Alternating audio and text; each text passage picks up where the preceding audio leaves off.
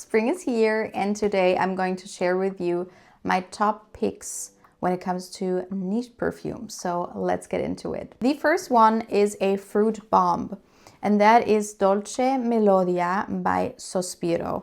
So I tried a lot of their perfumes and I liked a lot of them. I liked the vibrato one and others, but this one I was intrigued because this one to me is the same DNA or the same family as something like Erba Pura by Sergioff.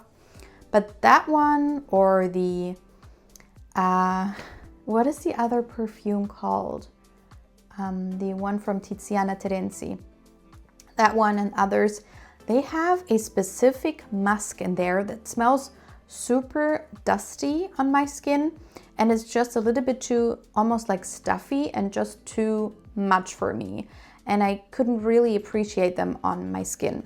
With this one, you have a lot of those aspects, but it's missing this dusty, stuffy musk. And it's just a lot more playful and smooth to me. So this is basically a combination of fruits and florals. You have a lot of oranges. I think there's blackcurrant in here, but then you also have more elegant florals and a creamy, sweet base. So this one you could say is more like a summer perfume. It is citrusy, fruity, but it's not really refreshing. It's more thick. To me, it's a little bit better for springtime. In summertime, it could be maybe a little bit too much. I'm not too sure. This would be my first summer with this perfume. But I was so ready to wear this perfume, and I actually have it on my skin today because I wanted to wear it. And I can tell you the beginning is very loud. It's very like a fruit explosion basically, but as it dries down it gets super smooth and musky like, but in a very clean type of way, which I do appreciate. I also love the bottles and I'm happy to explore more of the brand. Then I really wanted to have a vanilla in here. So I decided on Clean Vanilla Cloud. Someone told me that this is a limited edition, so I'm not too sure if you can get it anymore. But this one is basically a mixture for me between Clean's Skin, Gucci's Orchid, and my beloved Cheirosa 59. If you mix those together, you basically get this. So this is a very quiet, subtle skin scent based around vanilla. It's quite fresh. There's aldehydes in here, I think. You don't really get aldehydes, but it's quite a fresh vanilla, quite clean, and you get this orchid thing that you have in the Gucci one. It's quite synthetic, I would say, same as the Gucci one. But then there is this vanilla that is almost mixed with burnt brown sugar. And I get that feeling from the 59 body mist. And you have something like that in here as well. So this to me is super addictive, but still very easy, very subtle, as I said, and not too much. But if I want to have a vanilla for springtime, this is exactly what I want because it's a skin scent. It's not too much, but it's very comforting. The next perfume is a perfume I want to give another chance because I don't wear it too much, but it's so beautiful. It's so special. This is Tilda by Marc Antoine Barrois. It's actually quite popular. And this one is a linden blossom perfume. So you do get the florals in here, which are quite classic and even like regal or royal smelling. But then the base to me is quite molecule-like. So it reminds me of perfumes like Not a Perfume, Another 13, Molecule 01 and 02. So basically Isoe Super and Broxen. It's basically what I get from this perfume. And this base, based on those woodsy synthetic notes, is super strong. It really is super strong. And so I'm not too sure if it's too much for me because, you know, I told you I'm in my subtle, quiet perfume phase, and this one is so loud. But the florals in here, especially the linden blossom, are just so beautiful, and I love the combination of those very feminine floral touches and this more edgy, woody aspect.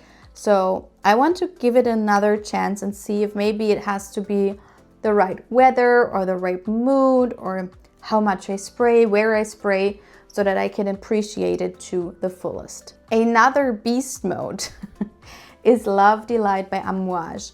And this is a perfume I had to really get to know to appreciate it. So this has no almond listed, but to me it is like an almond cookie. We have those cookies here that are based around almonds and marzipan, and I think the almonds are maybe roasted as well, and that is basically what I get.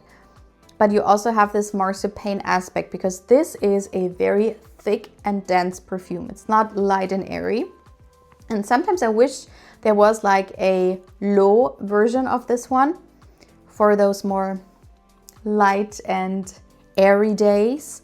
But this one is basically a very almondy, thick, floral perfume with fruity touches. So you have to like almondy perfumes, you have to like dense perfumes. And then the fruity floral aspect is something that reminds me of a more generic designer perfume, which is not a bad thing. I'm just saying that's what it smells like to me. But in here, it's so incredibly well blended that I appreciate it. In those designer perfumes, a lot of times it's too harsh for me. It's too contrasting. But here, it's a very smooth blend. I think there was vanilla in here and ginger as well, which is why it reminds me a little bit of Burberry Goddess, actually. You have this thing going on that reminds me of that one, but with a lot of added notes as well. But this one is a very fun perfume, something that is perfect for a daytime perfume, but because of the performance and the sillage, this could also be like an event perfume, a date night perfume, special occasion type of perfume, if you are into your gourmands. So if you want an almond cookie scent with slight florals in there, slight fruits in there, then this could be it. The next one is the complete opposite. It's super subtle and quiet. It's super niche. So this one is by a perfume house called Arquinesia. I discovered this brand when we were on the island of Mallorca, and this perfume house is based there. And so we went past the store. It looked really mysterious and intriguing. And my husband got in and he went out and he said to me, you have to go in there right now and smell fig. Definitely smell fig. So I went in there. It was really like such an experience because you have to go through different rooms. They're all quite mysterious and dark. And then you go into a big room that almost looks like an apothecary. And there I experienced all of the perfumes, but I smelled fig, and this one was my favorite. And I was so happy that my husband knows me so well because he knew this was going to be it for me. And I did something really strange, which is I bought this then and there. I sprayed it on, talked to the sales associate, and I was like, I still love it. I have to get it right now. And they have a great price. And the sales associate was super nice. I also had a great experience with the owner. All in all, super nice experience. I love the bottles. As I said, they have a great price. And this one, I would say, is one of my favorite fig scents. And I hardly get a chance to talk about this perfume. I'm not too sure where you can purchase this. They have an online shop, but I don't know if it's like worldwide shipping or what. But if you want a fig milk perfume, this is it. It's quite simple. To me, it's fig and milk. It's super creamy, milky, it's suave. You have a super creamy sandalwood base, and then this juicy, also creamy fig note. And this is basically it. It's like a skin scent that almost has something like Another 13, this skin thing going on, but with this fig milk added on. So I love this perfume, and I got so many friends and family hooked on this perfume as well. So I'm super happy to talk about this with you today. And the last one is one I also hardly ever talk about, which is a flanker of Delina. So you know the original Parfums de Mali Delina, which is basically a plush rose with sour fruits and a creamy sweet base. They have a La Rosée version, which is more aquatic, and then they have this flanker, which is Delina Exclusif, and this one has added notes that are anchoring the perfume more and make it more Arabic. So usually I wear all three of those perfumes. Usually I wear La Rosée in the spring, Delina in the summertime, and this one for fall time or special occasions, date nights. But maybe because we were in Spain and I smelled so many Arabic perfumes, I appreciate those notes a lot at the moment. So I thought I really want to wear this in springtime because you still get the fruits and the florals, but you have a depth to this perfume that I appreciate a lot. And let me tell you quickly, this is the perfect example of flankers because this and also La Rosée still smell like the original, but they are different enough that you have an occasion for all of those perfumes. It's not basically the same, but it's also not something completely different.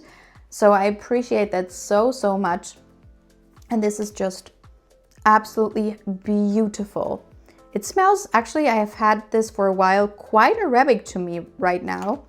And because of those more anchoring deep notes, the performance, the sillage, it's incredible. It's so strong. But if I spray lightly, I never get a headache. The only thing is I got this cute little bottle in a set. This is not as cute anymore, so I have to save it. But this one is absolutely beautiful. And these were my top picks for spring perfumes niche edition. Let me know which ones you would choose or you are going to choose, and I hope to see you in my next video. Bye!